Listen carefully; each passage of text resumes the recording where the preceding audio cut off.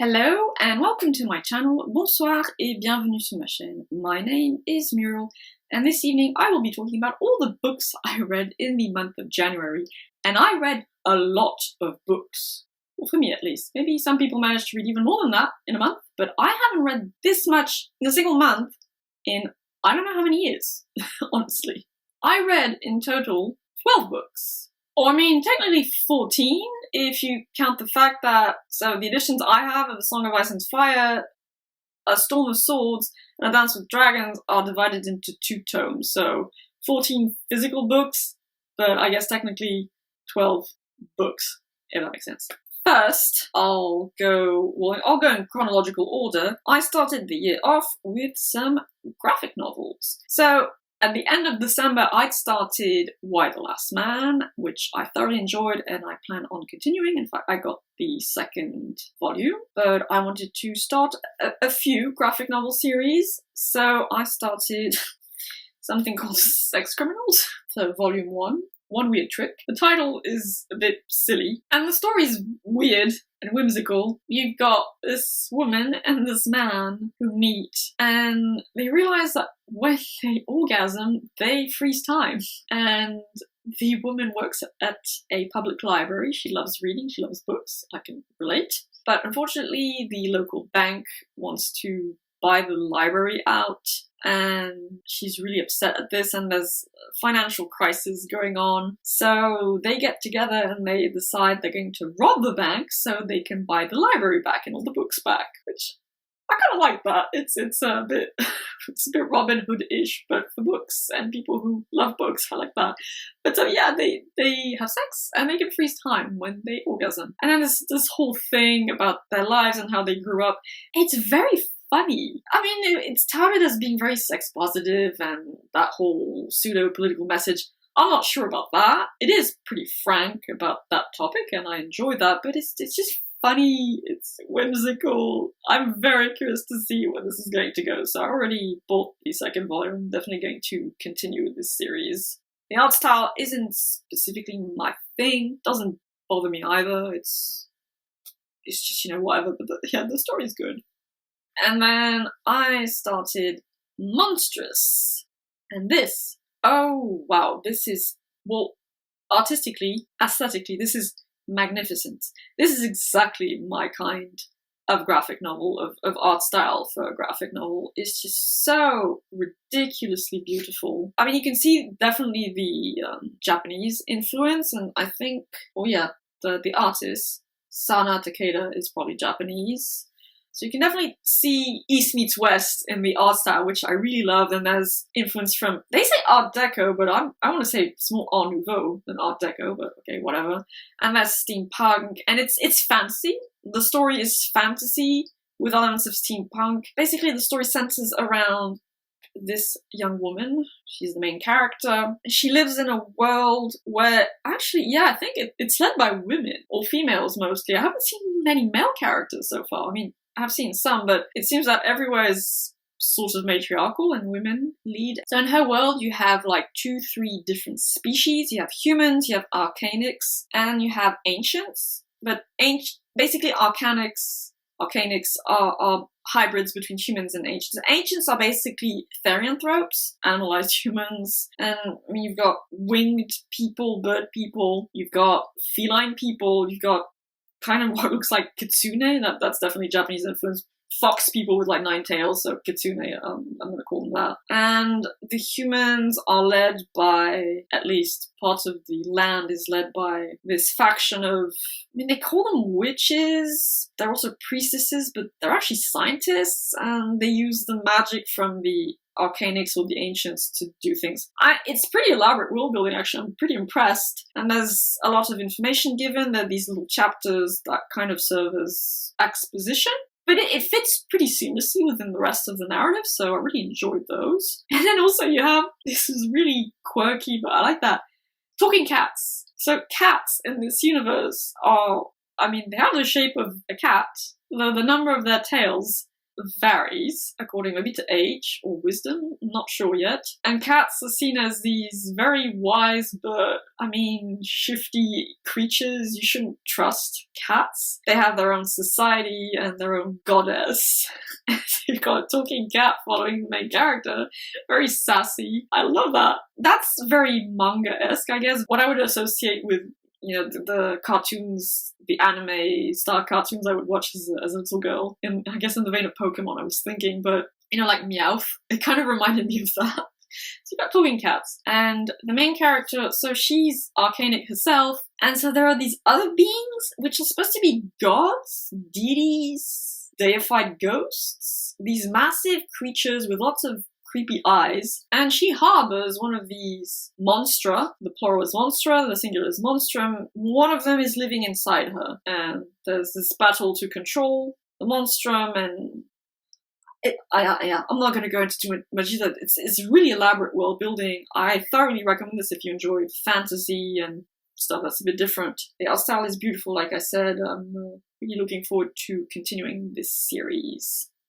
Then I read a short non-fiction graphic novel comic book in French. This is an item in a collection I've talked about a few times now on my channel called La Petite Bibliothèque de Savoir, or the Little Comic Library of Knowledge. This particular one is about the Israélo-Palestinien conflict in the Middle East. This is actually a book I'd given to my mum as a birthday present a few years back, and she said, because it's a topic that interests her, and she said it was really, really good, and she wanted to put it in my library, but I have this thing, I'm not that comfortable having books I haven't actually read in my library, don't ask.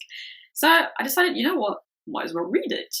It was very, very interesting. Very neutral as well, which I think is very important for this particular topic. Honestly, as unbiased as you're going to get, I think, when you're talking about this issue. So I really appreciated that. Very thorough, in-depth information. Looks at the problem from a historical angle, a social religious angle, explores, the relationship of the United States to Israel. Why do they support Israel? Everything. I learned a lot in this little book, so I was very, very happy with this. I gave it 5 stars. Honestly, it's an excellent little book on the subject. So then I read another non-fiction book, though not graphic this time.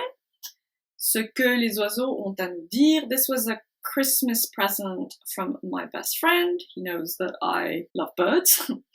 So he got me this. It's a kind of memoir from an ornithologist who talks about the birds he's observed throughout the years and gives a lot of numbers, a lot of depressing numbers, I might add, about bird populations declining.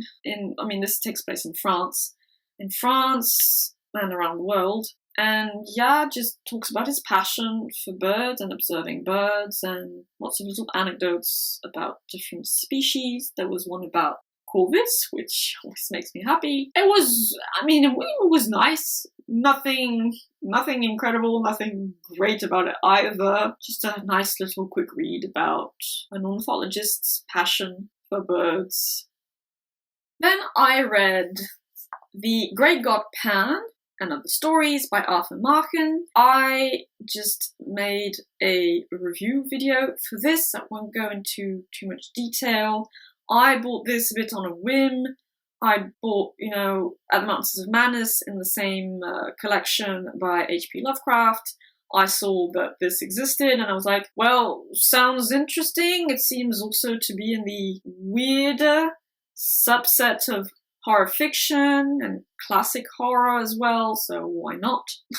It didn't do much for me, honestly. It was alright. I can see the roots and, the seedlings of what would then become the works of people like H.P. Lovecraft, so that was interesting, but it didn't do much for me, honestly. And then over 2 weeks, as I was reading other books, so I often combine non-fiction and fiction, and this time I even combined 2 fiction books and non-fiction because I listened to A Song of Ice and Fire on audiobook. I'll come to that shortly. So I read this big book about feminism, the feminism book. This is a title in the same collection the mythology book is. So it's DK Publishing House. They have a whole series of big chunky books about various topics: literature, history, economics, politics, mythology, feminism. It's a really good reference book. I mean, I was pleasantly surprised. It covers a bit of everything, really. I mean, it goes through the history of feminism, so it takes the classical wave approach to feminism, so first wave, second wave, third wave, and the emerging fourth wave. First wave being mostly centered on voting rights, but also marital rights and like custody of children, things like that. And then the second wave, which is around, the personal as the political, so sexual freedom, reproductive rights, sexual violence, the issue of gender, and the very roots of sex-based oppression. And the third wave, that's where I think the definition becomes harder, because I guess you could center it around intersectionality, maybe a looser approach to feminism as well. It's more centered on personal choice and individualism, so you can be a feminist and love wearing makeup and high heels, that kind of analysis, I guess. And fourth wave, which is happening right now, and that's centered around internet activism, I guess, social media, things like that. But anyway, it's a historical approach. You also have even proto-feminism, and actually, what I find interesting is that a lot of the topics of discussion central to the second wave, they have their roots in writings from the 18th century, like discussions around gender and the fact that men and women are fundamentally different on a psychological level. That goes back to the 1700s, which I like. I mean, I love seeing those roots of theoretical analysis going back that far back. Women like Mary Wollstonecraft were already talking about stuff like that, but it just wasn't central to the activism of 19th century, early 20th century feminism. Overall, this is a good reference book, but of course I have a few criticisms. First, I think despite the fact that this book covers a wide array of subtopics within feminism and is a goldmine of information, really, that the author could have gone into more detail